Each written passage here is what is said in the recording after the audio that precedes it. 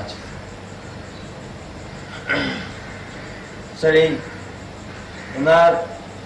উনি তো নিজেও জানেন যে উনি যে সময়ে সরকার চালিয়েছেন বা বিরোধী দল নেত্রী ছিলেন, ওনার প্রত্যেক অনেকগুলো অন্যায় হয়েছে। যেমন ধরেন বিভিন্ন প্রতিষ্ঠান থেকে উনি টাকা নিয়েছেন, বিভিন্ন ব্যক্তির কাছ থেকে উনি টাকা নিয়েছেন, এমনকি ফ্রিগেট করেও উনি টাকা নিয়েছেন। তো এই ক্ষেত্রে উনি জানেন যে ওনার বিরুদ্ধে যদি সরকার মামলা করে তাহলে সেই মামলায় ওনার জন্য জেতা খুব কষ্টকর হবে। এটা জানা সত্ত্বেও উনি কেন আসলেন দেশে? উনি মনে করেন যে আমি এই ক্রিকেট কেনা বা এই কেনা এগুলো আমি কোনো উনি যেটা মনে করেন যে তুমি কি করলে ঠিক আছে ফেস করবে, ফেস করে আমি যদি বাইরে থাকি তাহলে তো মনে করবে যে উনি ভয় পাইছে বা উনি চুরি করছে সেই জন্য দেশে দিতেছে না, এইটা হলো ওনার ধারণা।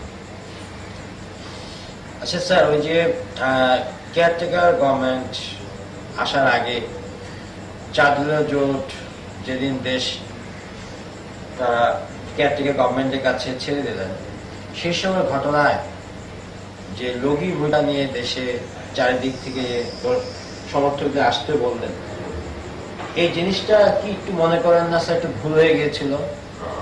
এটা আপনার যেটা আমরা নিয়ন্ত্রণ করতে পারবো না সেটা তো আপনার সেটা প্রোগ্রাম দেওয়া উচিত, এটা আমি মনে করি। কারণ রোগী বসে না আনে যদি আপনি শান্তিপূর্ণ আসতো তাহলে যে দুঃখজনক ঘটনা ঘটছে এইটা হয়তো ঘটছে।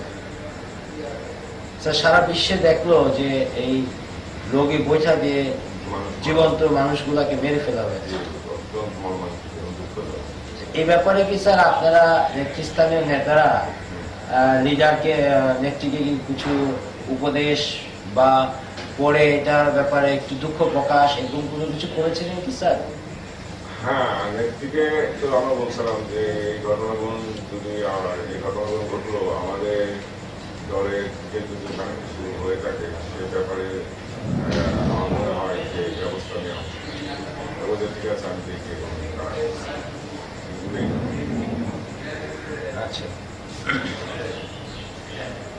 আপনি কি মনে করেন না স্যার যে এই লগি বইটা নিয়ে আসা নির্দেশটা যদি না দেওয়া হতো তাহলে এরকম একটা পরিস্থিতি থেকে আমাদের বহির্বিশ্বে আমাদের দেশের ইমেজটা অনেক ভালো থাকতো? অবশ্যই অবশ্যই, এটা কোনো প্রশ্ন নেই।